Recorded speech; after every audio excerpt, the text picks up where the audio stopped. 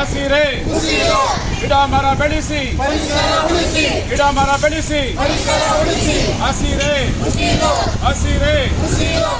Mahalakshmi layout ವಿಧಾನಸಭಾ ಕ್ಷೇತ್ರ ರಾಜಮಯೂರ ward Congress ಸಮಿತಿಯ ವತಿಯಿಂದ ವಿಶ್ವ ಪರಿಸರ ದಿನಾಚರಣೆಯ ಅಂಗವಾಗಿ ಶಾಲಾ ಮಕ್ಕಳಿಂದ ಪಥಸಂಚನ ಹಾಗೂ ಪರಿಸರದ ಬಗ್ಗೆ ಜಾಗೃತಿ ಮೂಡಿಸುವ ಮೂಲಕ ಹಸಿರುಮಯ ಭವಿಷ್ಯಕ್ಕಾಗಿ ಗಿಡ ನೆಡುವ ಕಾರ್ಯಕ್ರಮಕ್ಕೆ ಆಡಳಿತ ಪಕ್ಷದ ಮಾಜಿ ನಾಯಕರಾದ ಶ್ರೀ ಎಂ ಶಿವರಾಜುರವರು ಹಾಗೂ ನಟ ನಿರ್ದೇಶಕರಾದ ಶ್ರೀ ಎಸ್ ನಾರಾಯಣ್ ರವರು ಹಾಗೂ ಪ್ರೊಫೆಸರ್ ಶ್ರೀ ರಾಧಾಕೃಷ್ಣರವರು ಹಾಗೂ ಪರಿಸರ ಸೇವಾ ಫೌಂಡೇಶನ್ ಅಧ್ಯಕ್ಷರಾದ ಶ್ರೀ ಪರಿಸರ ರಾಮಕೃಷ್ಣರವರ ನೇತೃತ್ವದಲ್ಲಿ ರಾಜಮಯೂರ ವರ್ಮ ವಾರ್ಡಿನ ಪ್ರಮುಖ ಮುಖ್ಯ ರಸ್ತೆಗಳಲ್ಲಿ ಗಿಡ ನೆಡಲಾಯಿತು.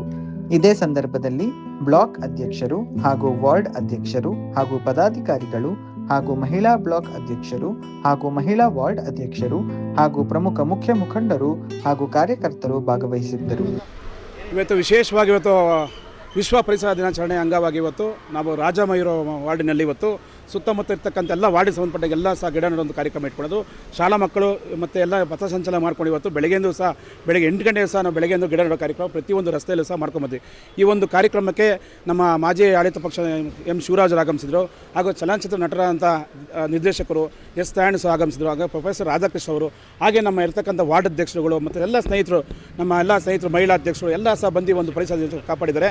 ಹಾಗೆ ಈ ಒಂದು ಕಾರ್ಯಕ್ರಮಕ್ಕೆ ಯಾಕಂದರೆ ಇದು ಪರಿಸರ ನಾವೆಲ್ಲ ಪ್ರತಿಯೊಂದು ಮನೆ ಮುಂದೆ ಒಂದು ಗಿಡ ಇರಬೇಕು. ಯಾಕಂದರೆ ಇವತ್ತು ನಮಗೆ ನೆರಳು ಗಾಳಿ ನಮ್ಗೆ ಹೆಂಗೂ ನಮ್ಮ ಆಹಾರ ಮುಖ್ಯನೋ ಹಾಗೆ ನಮ್ಮ ಮನೆ ಮುಂದೆ ಸಹ ಒಂದು ಗಿಡ ನೆಟ್ಟರೆ ನಮ್ಗೆ ನಿಜವಾಗ್ಲೂ ನಮಗೇನೋ ಬೆಳಕು, ಆ ಗಾಳಿಯಿಂದ ನಿಜವಾಗ್ಲೂ ನಮ್ಮ ಆಕ್ಸಿಜನ್ ಉಸಿರಿಗೆ ಚೆನ್ನಾಗಿರುತ್ತೆ.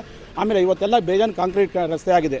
ನಿಜವಾಗ್ಲೂ ಮುಂದೆ ಬರೋ ದಿನದಲ್ಲಿ ಯಾರೇ ಒಬ್ಬ ಮಹಾನಗರ ಪಾಲಿಕೆ ಸದಸ್ಯರಾಗ್ಬೋದು, ಜಿ ಬಿ ಸದಸ್ಯರಾಗ್ಬೋದು, ಶಾಸಕರಾಗ್ಬೋದು, ಯಾರೇ ಆಗ್ಬೋದು, ದಯವಿಟ್ಟು ಅಲ್ಲಲ್ಲೇ ಇಂಗು ಗುಂಡಿ ಮಾಡೋಂಥ ಮೋರಿ ಒಳಗಡೆ ಮಾಡಿದ್ರೆ ನಿಜವಾಗ್ಲೂ ಒಳ್ಳೆಯದೇ. ಯಾಕಂದರೆ ನಮಗೆ ಗಿಡಕ್ಕೆ ನೀರೇ ಇಲ್ಲ, ನಾವು ಗಿಡ ಹಾಕ್ಬಿಡ್ತೀವಿ ಅದಕ್ಕೆ ನೀರೇ ಇಲ್ಲ. ಆಮೇಲೆ ಎಷ್ಟೋ ಕಡೆ ಬೋರ್ಗಳೆಲ್ಲ ಹೊಟ್ಟೋಗಿದೆ. ಯಾಕೆ ಹೊಟ್ಟೋಗಿದೆ?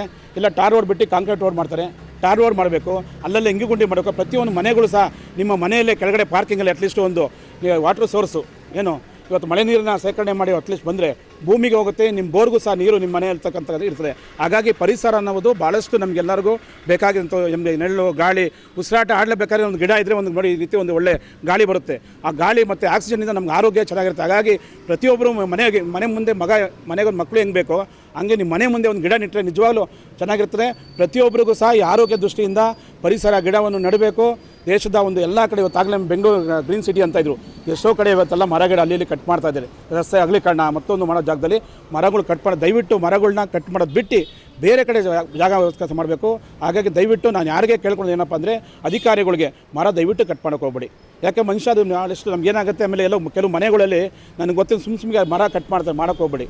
ಒಂದು ಕಡೆ ಸಾಯಿಸಿದ್ರೆ ಏನಾಗುತ್ತೆ, ಒಂದು ಕಡೆ ಒಂಬೆ ಕಟ್ಟಾರೆ ಇನ್ನೊಂದು ಕಡೆ ಅದಕ್ಕೆ ಇದಾಗುತ್ತೆ. ತಾಯಿ ಬೇರು ಹೆಂಗೆ ಭೂಮಿಗೆ ಬೇಕೋ ಅದು ಕರೆಕ್ಟಾಗಿ ಬೇರು ಕರೆಕ್ಟಾಗಿದ್ದರೆ ಗಿಡ ಮರ ಚೆನ್ನಾಗಿರ್ತದೆ. ನಾವು ಒಂದು ಕಡೆ ಕಟ್ ಮಾಡಿದ್ರೆ ಒಂದು ಕಡೆ ಬ್ಯಾಲೆನ್ಸಿಂಗ್ ಮಾಡಿ ಅದಕ್ಕೆ ಮರ ಎಷ್ಟೋ ಕಡೆ ಯಾಕೆ ಬೀಳ್ತಾ ಇದೆ, ಅದಕ್ಕೆ ಒಂದು ಕಡೆ ಬ್ಯಾಲೆನ್ಸ್ ಸುತ್ತ ಏನಿರುತ್ತೋ ಅದಕ್ಕೆ ಬ್ಯಾಲೆನ್ಸ್ ಇರಬೇಕು.